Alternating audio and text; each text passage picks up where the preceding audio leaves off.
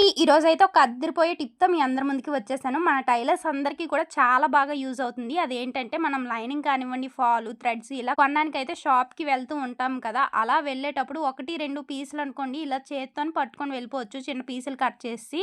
But ఇక్కడ ఎక్కువున్నాయి కదా! ఎక్కువ అలా చేత్తో పట్టుకొని వెళ్ళామనుకోండి ఏదో ఒకటి ఖచ్చితంగా మిస్ అవుతుంది.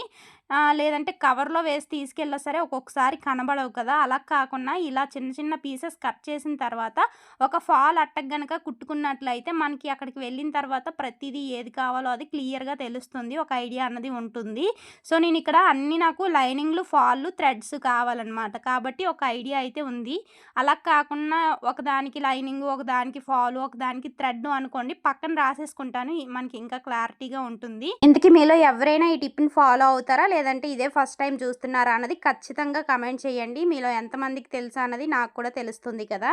అలాగే వీడియో నచ్చితే ఒక లైక్ చేయండి. మరిన్ని ఇలాంటి వీడియోస్ కోసం సబ్స్క్రైబ్ చేసి ఫాలో అవ్వండి. థాంక్స్.